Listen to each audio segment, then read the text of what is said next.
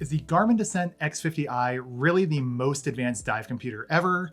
Or is it overpriced and overhyped? Well, today I'm breaking down what makes this device stand out, what's controversial with some divers, and whether it's actually worth your hard-earned money. After putting the x50i through everything from local quarry dives to ocean trips and real-world testing with the new Garmin Descent S1 buoy, here's my honest, hands-on take. In this video, I'll answer your questions about the Garmin Descent x50i and let you know what I think it does well and where it still has some opportunities as well. Now, Garmin did not sponsor this video. However, they did send me a x50i at no charge to do the review, and they previously have sent me T2 transceivers, so I already had a transceiver to test with the air integration. With that out of the way though, let's go ahead and get into it. I'm Thomas Hughes, a professional scuba instructor, and on this channel, you'll see videos on scuba education, equipment, experiences, and environmental awareness. All right, so let's start with the flashy stuff. What's actually new and different about the x50i that make it so advanced? So this computer features a big, bright AMOLED full color display that's one of the easiest screens to read underwater and even on the surface in direct full sunlight, in my personal opinion. I will say the battery life is pretty decent. It's rated at around 16 hours on medium screen brightness, which is what I had it on, and I think that's okay. I do wish it was a little bit better, but not too bad. For example, I did 7 dives without charging it at all, and at the end of those 7 dives, it was around 47% battery life left. That said, I would say between 14 to 16 standard dives would be its limit for sure before it needs to be charged up. And I mean, that's right in that kind of 16-hour range, I guess, that it's rated for. Now, the charger is the same Garmin clip style that you see on other devices like the Mark IIIi and now the brand new S1 buoy as well, which I think is pretty awesome. I can always appreciate when you reduce the number of cables that you need. And while it's not a USB-C plugging into the device, which would be cool, it's USB-C on the other end. And then you have that clip that can be used to charge all Garmin devices, which is, again, a nice to have. Now, going back to the screen, I really love that large, bright 3-inch screen, and also the wrist straps on it are actually pretty great. It's kind of a simple thing, but having the buckle on one side of the straps kind of stay in place rather than having it slip around my wrist like my other dive computers is a great little touch to it. Again, some premium quality there. There's also a little loop to put the extra tab as you tighten the buckles down for the straps that come with it. So again, just a nice way to clean it up where normally I'm tucking those straps into my wrist or something like that. Instead, just little quality of life niceties that they added in there that I was able to appreciate.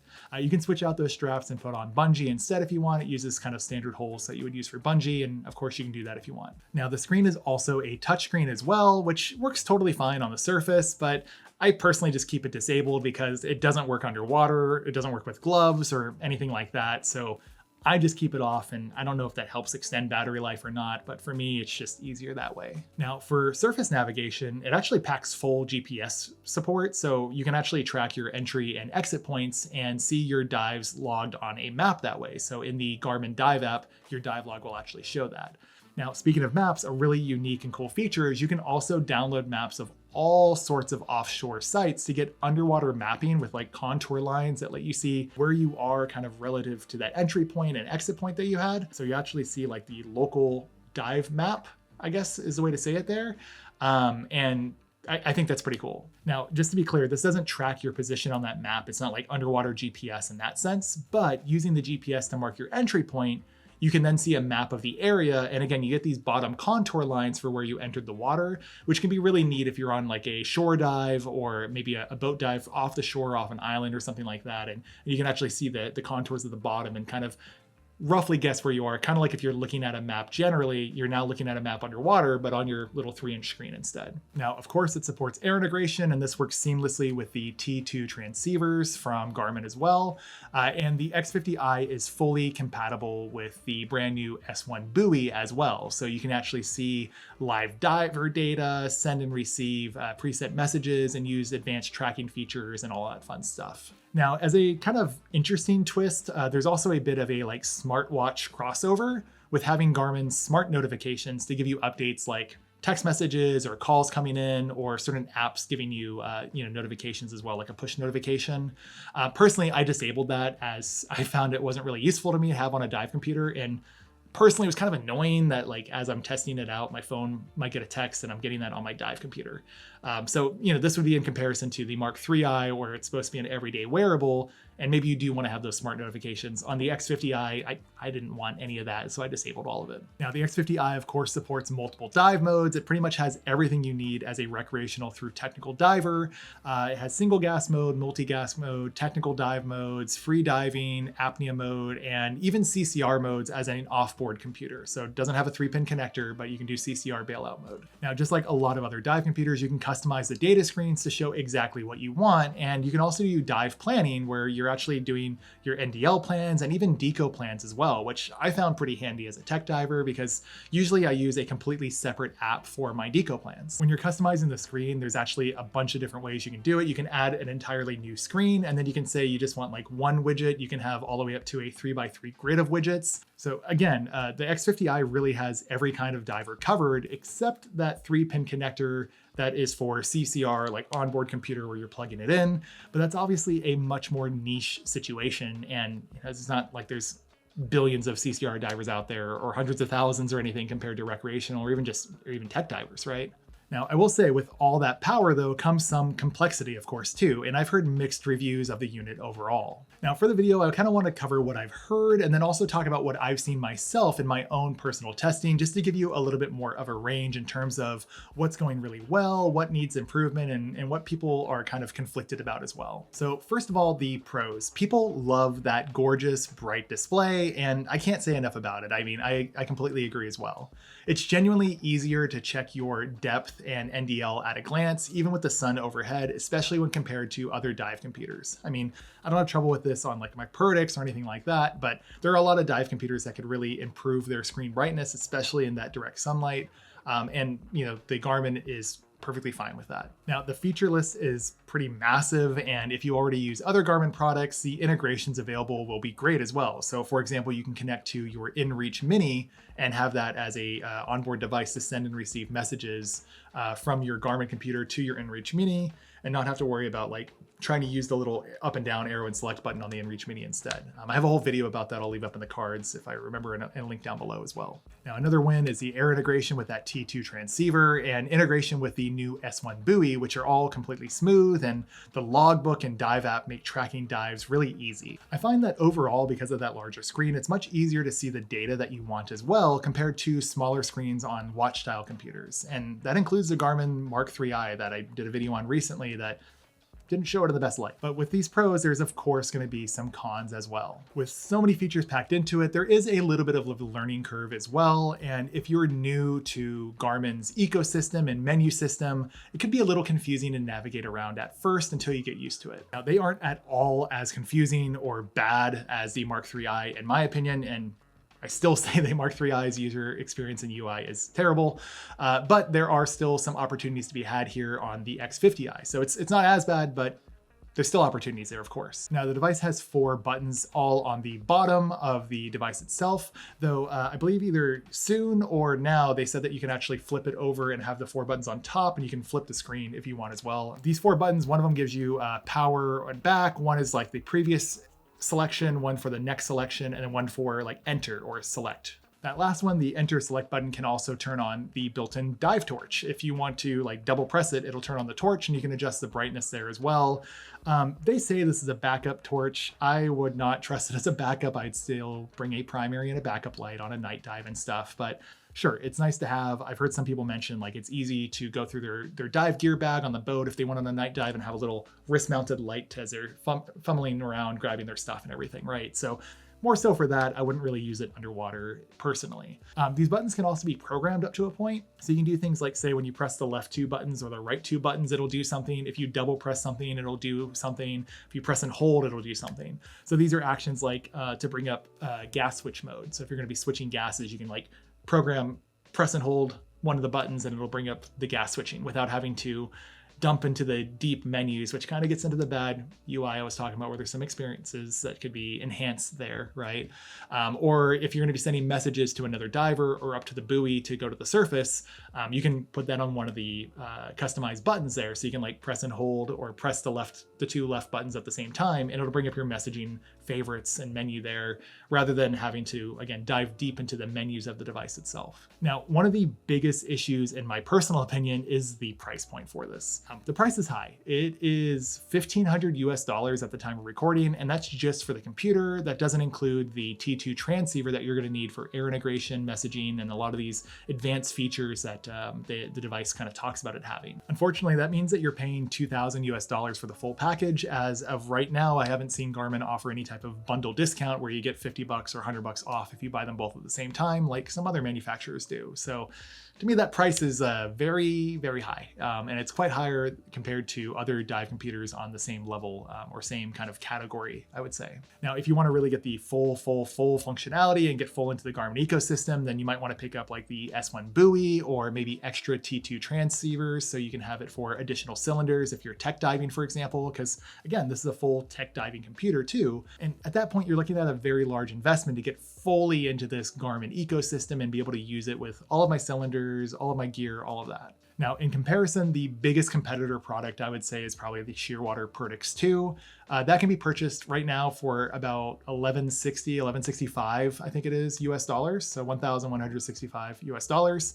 And then when you bundle it with the Swift transmitter from them, you're able to get it for, I think it's $1,500 US, $1,515 US. So you actually get a little bit of a discount if you buy them both together, compared to buying them with Garmin when the bundle doesn't give you a discount at all. So $1,515 US dollars for the Apeks 2 plus transmitter, or just for the price of the Garmin Descent x50i at $1,500 US dollars. This means for the price of just the Garmin Descent x50i, you can get the Apeks 2 with just about all the same features that really matter and a transmitter. You don't have to spend another $500 on top of that. Now, when you start to consider that, like maybe you don't care about the diver messaging, you think that that's a bit gimmicky, you don't plan to have the buoy system, so you don't care about that. The maps on the screen underwater don't really matter. Having GPS entry exit points on your log doesn't really matter to you either. It can be kind of hard to justify spending so much more money, like 25% more if you gotta get a transceiver also, just to have those couple features that, for me personally, I would say those are minor features that are cool to have, but is it worth like $500 plus or like a 25% increase in spend? I don't know about that. Now, I've seen reports of different users and videos and on forums and on Reddit and stuff like that saying that they've had like firmware bugs or pairing issues with their phone or connection hiccups and quirks in the setup of everything. Personally, I didn't have anything like that.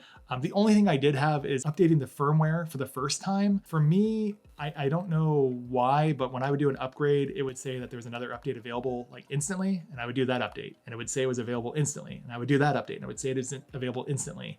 That happened on my Mark IIIi as well. That said, I tried a couple weeks later, there was a new firmware that got released. I updated and that went through, and it didn't try to keep updating over and over again. So that might have just been a weird thing where I was trying to catch up on updates or something like that. I will say that most of the issues that I've seen reported seem to be resolved with most recent firmware updates, but it's still something to be aware of. And you can always check out the changelog of firmware updates on Garmin's website. If you go to the X50i, go down to the software area, you can see all the updates and what changed and things like that. Now, moving on, the battery is another area that people complain about, and I kind of understand that complaint too, to be honest. I mentioned it earlier, but after just 7 dives, I was down to a little under 50% battery life, which is in line for what it's rated at, but I've done 30 plus dives with a Shearwater Apeks 2 without swapping the AA battery. And again, it's a user replaceable battery, so even if it did die, I would just pop a new AA in that I can get anywhere. I don't have to wait and charge it or make sure I have a cable with me. So just in comparison to other products that are in that same close-ish price point, I mean, it's a lot cheaper, but in that same kind of category of this premium dive computer or flagship dive computer, the battery life kind of sucks in comparison to that. And I would hate if I wound up forgetting a charge cable, especially with it being proprietary with that little clip and no one else has a Garmin computer on a liveaboard or something like that. There's no way it would make it through the week. It just wouldn't happen. I'll say another thing is just, not every diver needs or wants all these extra features that are built into it. Some just want a simple, reliable computer with no extra distractions on it. For me, the X50i was impressive. It impressed me with its display, the data field customization, etc. But I did have to spend time getting familiar with its interface and things like getting to the messaging area, looking at the map, and things like that. It wasn't perfectly intuitive at first, so like any other new dive computer, you have to learn it. But if you're in a competitive ecosystem and all their products work the same, I mean, Garmin's products all pretty much work the same too, so you have to kind of take it in stride, I guess. So I guess the ultimate question is, with all this power, all these features, all this connectivity, is it really worth the price? And if you're still watching this video, you're probably saying, like, is the X50i right for me? Is it right for you? Well, before I get into my final verdict of who should pick up this dive computer, if you're finding this video valuable, share it with your dive buddies, as that's one of the best ways to support the channel. Also, if you want to see content like this early, you can become a channel member. Not only do you get to see private posts, polls, behind the scenes shots, and early access to videos, but you'll also get a heads up on things like future dive trips and other offerings that I'll be launching in the semi-near future. Okay, so with all that said, here's my honest verdict after testing the X50i alongside other premium top-of-the-line dive computers from competitors. So if you are a tech diver, an instructor, a Garmin enthusiast who wants deep integration with the other Garmin ecosystem products, you want more advanced logging with GPS on it, you want the ability to use the latest safety tools like the S1 buoy, then you're going to get the most value from the X50i. It's for the diver who wants everything and plans to use it, not just admire it. If you're already in the Garmin ecosystem, it's even easier to pick up, and I think you'll really enjoy the computer, totally honest. Now, if instead you're mostly doing recreational dives and you don't even care about air integration, maybe you don't care about diver-to-diver messaging, you don't really care about underwater maps or some of the more complex and advanced diving features, you might be just as happy or happier with a much simpler computer. And just to throw an example out there, it could be like the Shearwater Peregrine instead. The nice thing about that is, even if you did want air integration, the Peregrine TX is out now, and that with a transmitter is still like $1,100 or less. And I mean, that's compared to $2,000 for the X50i plus a T2 transceiver. So if you don't need the tech features, the extra like GPS entry exit type thing, or those little messaging features and stuff like that, you can save a lot of money by going with a different product. And of course, it doesn't have to be Shearwater. That's just happens to be my main computers, or Shearwater, so I know most about those. But it can be Suunto, it could be Scuba Pro, etc. The price really is on the high end, and for me, it's too high. And